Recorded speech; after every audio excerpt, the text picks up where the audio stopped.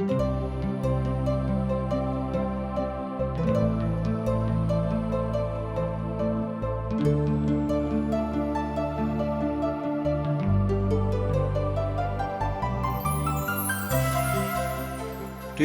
के द्वारा प्रस्तुत अशक इजोत में अहाँ के स्वागत कर रहल छी। यह कार्यक्रम मसीही परिवार के प्रार्थना के जयवंत आ फलवंत होबा के लेल बाइबल के सिलसिलेवार अध्ययन के लेल प्रोत्साहित करै छी। मुदा सब परिवार बाइबलक शिक्षा आ ज्ञानो में सुदृढ़ भ जाओ आ अहाँ सब जयवंत जीवन जिंदगी बिताबियौ। कृपया क देखू आ सुनू जायसँ परिवार के अहाँ के जीवन के ज्योति मिले, जायसँ आनंदित रहो।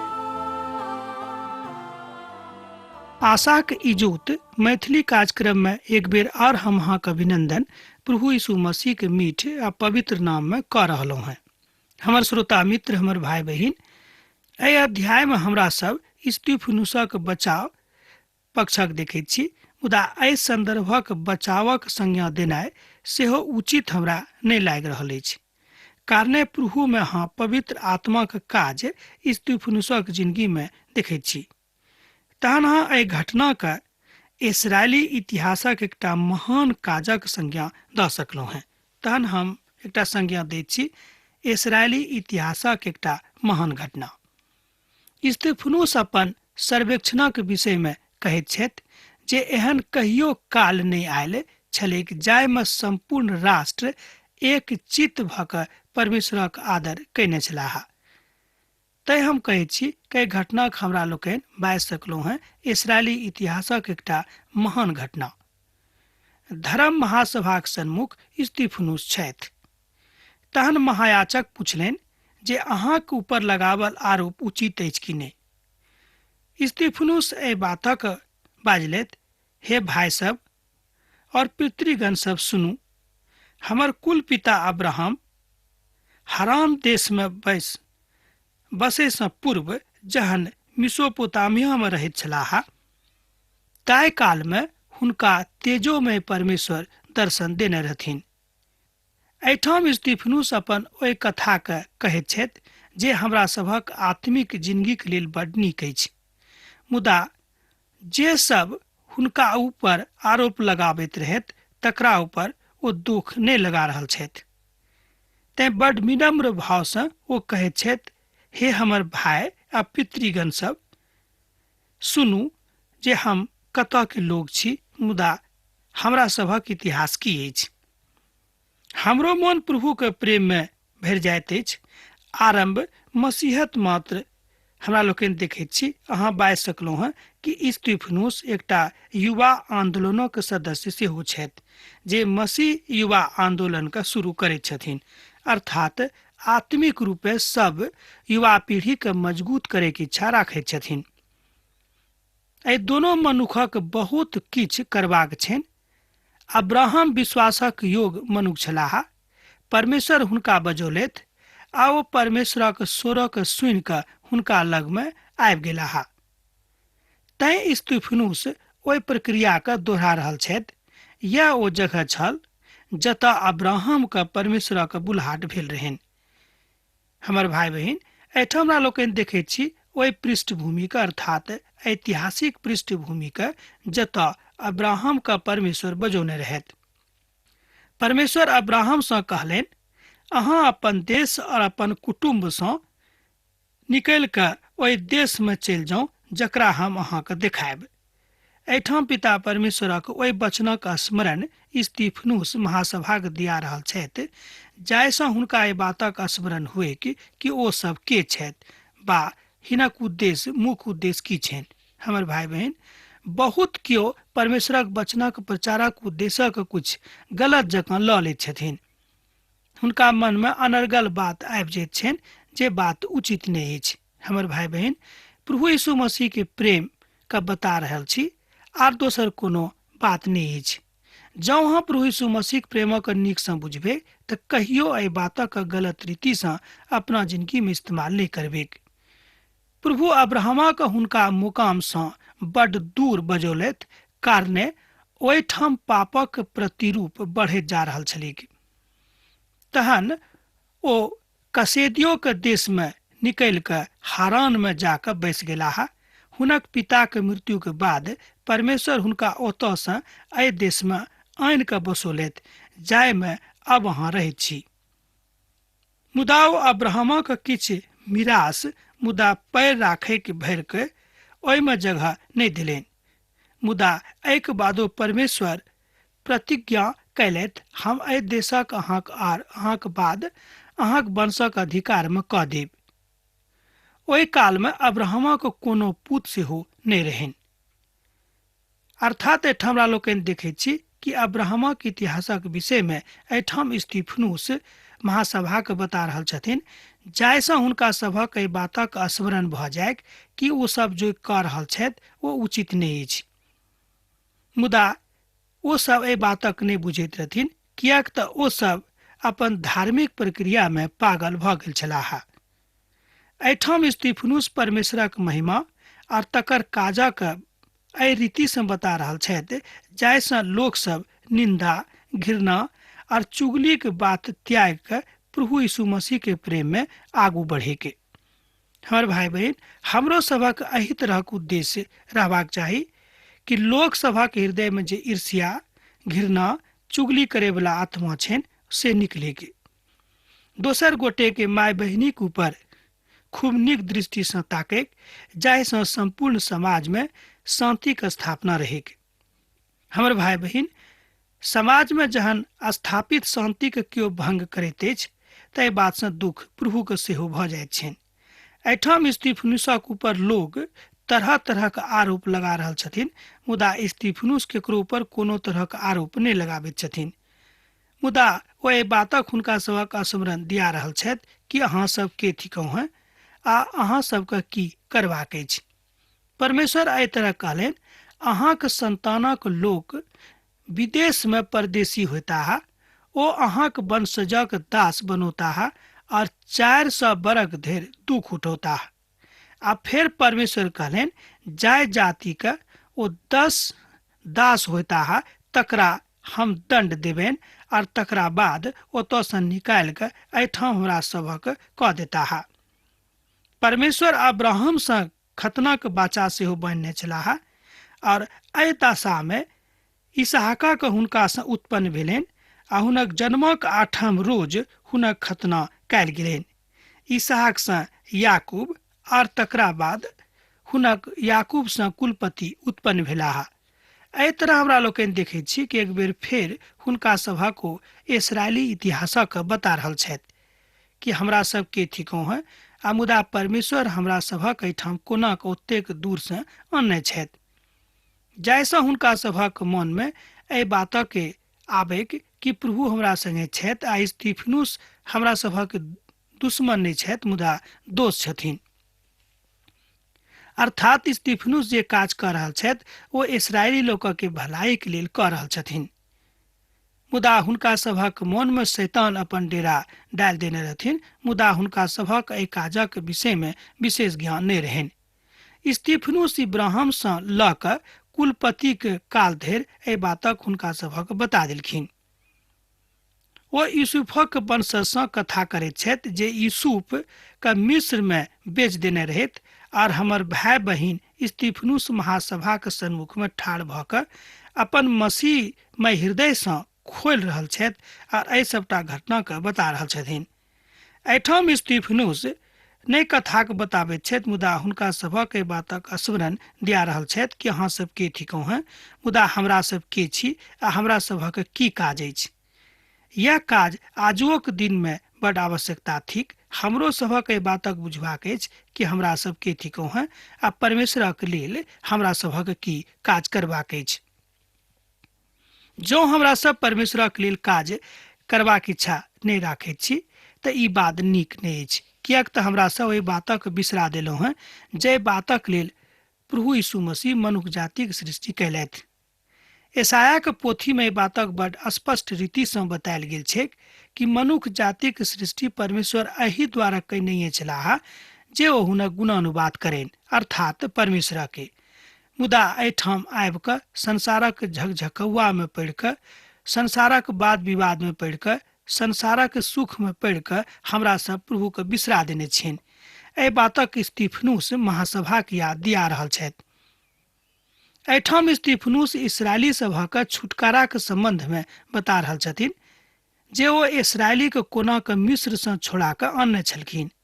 एहि बातक हमरा सब एहिठाम 9 पद से लऽ कऽ 16 पद में देख सकैत छी। जँ अहाँक लग पवित्र पोथी बाइबिल अछि तहूँ देखियौ। 9 पद से लऽ कऽ 16 पद में एहि बातक बतायल गेल छै। हुनक बातक जँ अहाँ खूब नीक सँ सीखैत छी तऽ एहि बातक हम कहब कि खूब नीक अछि। हुनक लाशक सेकेम में आपस आनल गेलै और ओहि कब्र में गाड़ल गेलै जकरा अब्राहम चानी दऽ कऽ सेकेम में हमर लोकक संतान से मोल नेने रहथि। एहि बातक अहाँ 16 पद में देख सकैत छी कि ओहिठाम वही जगह हुनका राखल गेलनि अर्थात गाड़ल गेलनि जाय भूमि के इब्राहिम खरीदने छलाह चानी दऽ कऽ। हमर भाई बहिन, एहि बातक स्मरण प्रभु एहि दुआरे हुनका सभक दिया रहल छथि कि जे अहाँके छुटकारा कऽ कऽ अर्थात जे परमेश्वर अहाँके ओतेक दूर मिस्र से एहिठाम एतेक नीक भूमि पर आनने रहथि, पवित्र भूमि पर, किएक अहाँ ओहि परमेश्वर के बिसरा देलहुँ हैं। स्तिफनुसक उद्देश्य इएह रहनि।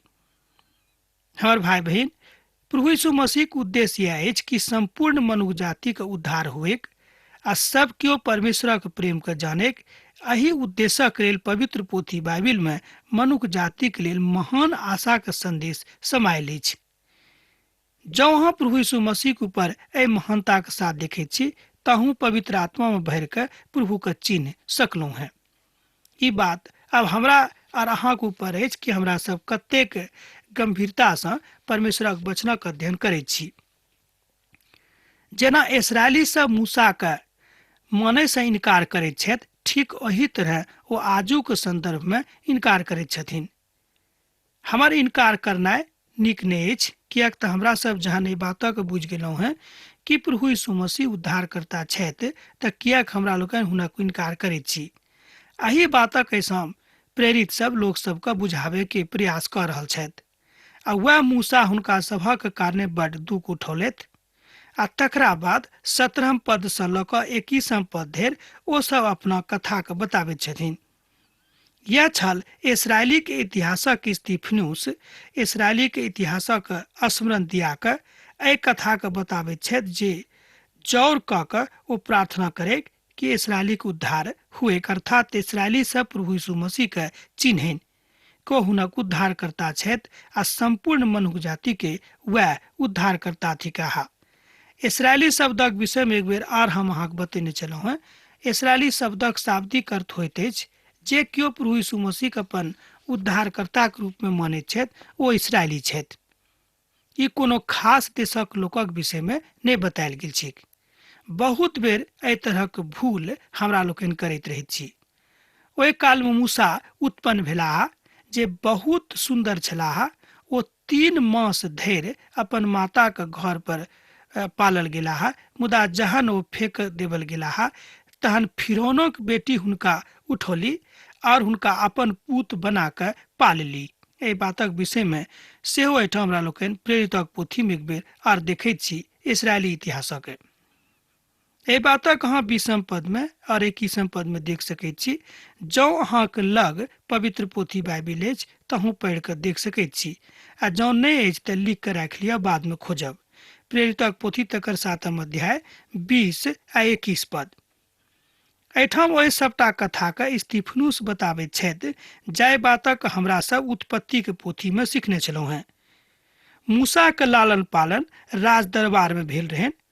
ओ दोसर फिरौन बनि सकैत छलाह, मुदा जहन प्रभु हुनका बजौलथि तहन ओ प्रभु काजक लेल चलि गेलाह।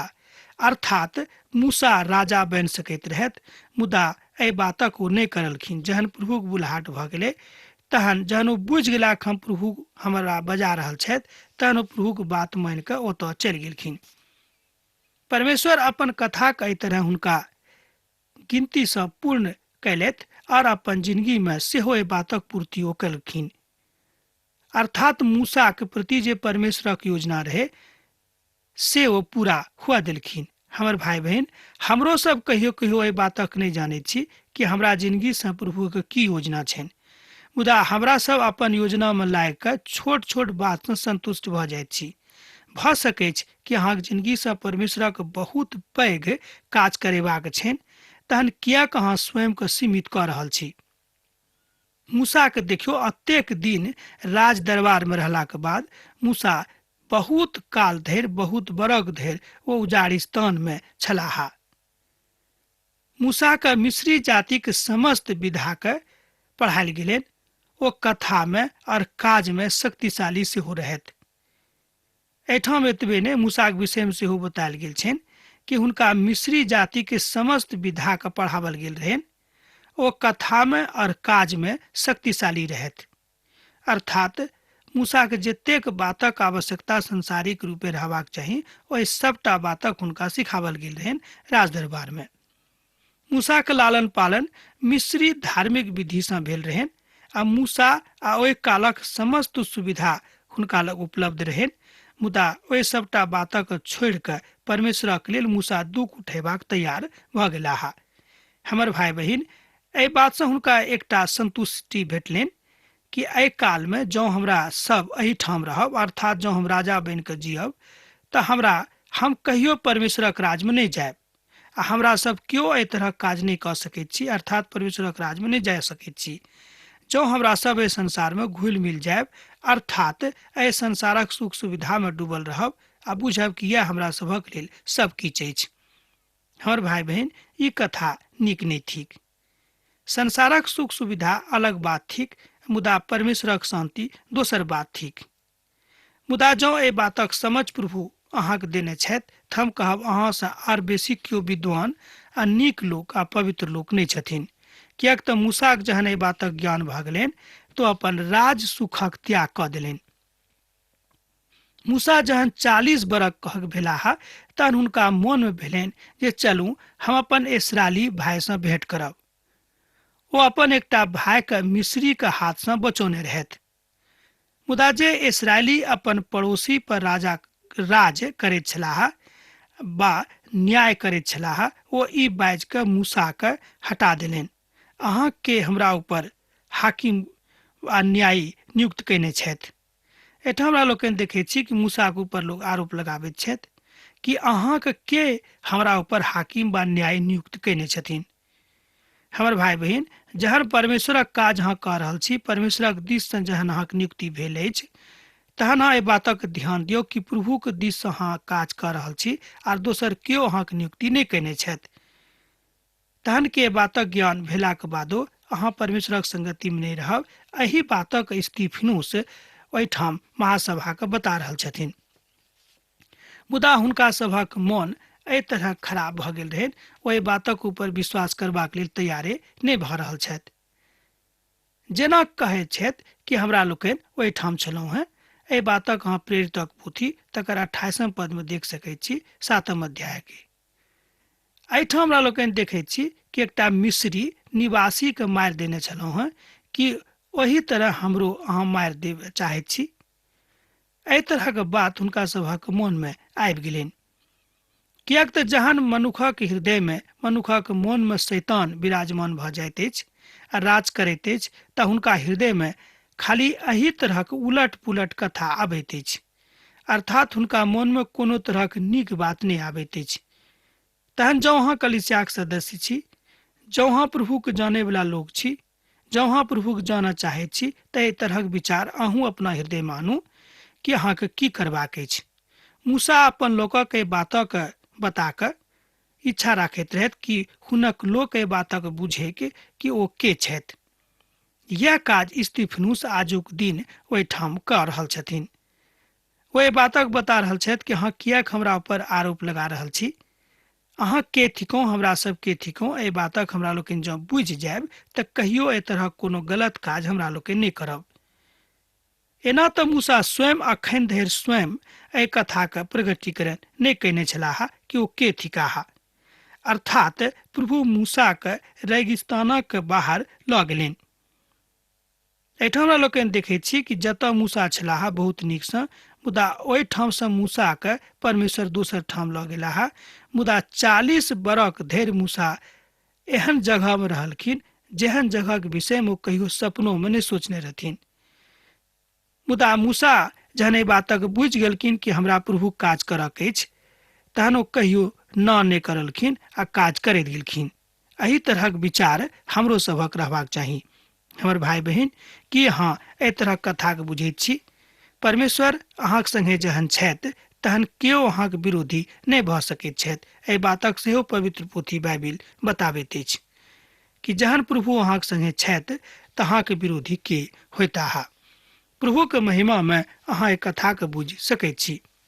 एहिठाम अहाँ मूसाके विषयमे देखैत छी जे स्तिफनुसक मुखार वृन्दसँ निकलैत अछि आ ओहिठाम ओ सनिद्रेनक सन्मुखमे उपस्थित भऽ कऽ एहि बातक बता रहल छथि। आजुक संदर्भ में हमरा लोकनि देखैत छी कि प्रभुक महिमा कतेक महान अछि आ प्रभुक कृपा आ करुणा आ दया कतेक महानता के साथ हुनका जिंदगी में आबैत छनि। अब हम अहाँ से यह बाजि रहल छी बा एना कहियो अहाँ से कॉल जोड़ के विनती करैत छी कि जेना स्तिफनुस के बातक ज्ञान भऽ गेलनि कि लोग हुनका ऊपर आरोप लगा रहल छथि, मुदा हुनका हृदय में प्रभु यीशु मसीह प्रेम अतेक बढ़ि गेल रहनि कि ओ अपना लोकक चाहैत छथि कि उभरि कऽ सन्मुख में आबैक आ प्रभु के चिन्हैक। हुनका प्रति हुनका मन में कोनो तरहक मिथ्या भाव, खराब भाव वा दुश्मनी के भाव उत्पन्न नहि होइत छनि। हमर भाई बहिन, आजुक संदर्भ में हमरा लोकक लेल ई बात सेहो बड़ नीक अछि। जँ अहाँ एहि बातक बुझि गेलहुँ हैं तऽ एहि बातक बुझि कऽ जँ अहाँ आगाँ बढ़बेक तऽ परमेश्वरक प्रेम में खूब नीकसँ एहि बातक बुझि कऽ संदर्भित भऽ जेबेक। स्तिफनुस एहि बातक बता रहल छथि, अर्थात स्तिफनुस का अपन नियुक्ति के विषय में पूर्ण रूपेण स्मरण रहनि कि कोन बातक लेल हुनक नियुक्ति भेल छनि। आजुक कलिसिया में बातक अभाव अछि कि जहन हुनक नियुक्ति बातक लेल भेल अछि कि हुनका की करक छनि, मुदा हमरा सब जहन अपन नियुक्तियक बिसरा दैत छी तहन ई समस्या हमरा सभक सन्मुख में ठाढ़ होइत अछि। यह बात आजुक दिन स्तिफनुस हमरा सभक बताबैत छथि। अब एही ठाम हमरा आजुक अध्ययन समाप्त करबाक आज्ञा दिअ, कियाक तऽ अहाँ से विदा होय के काल भऽ रहल अछि।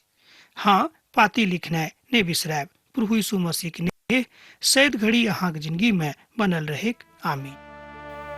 हमर विश्वास अछि कि ई कार्यक्रम अहाँके लेल लाभदायक सिद्ध अछि। हम चाहै छी कि अहाँ अपन आशीषके हमरा संग साझा करू। जँ अहाँ के नजीक बाइबलसँ आ जीवनसँ संबंधित कोनो प्रकारके प्रश्न भऽ सकै अछि तऽ अपन समस्याके लेल प्रार्थना करबाके लेल जँ चाहै छी तऽ हमरा फोन नंबर पर जरूर संपर्क कऽ सकै छी। परमेश्वर अहाँ सबके लेल एकटा सुंदर, सुखद, आनंदित दिन प्रदान करै।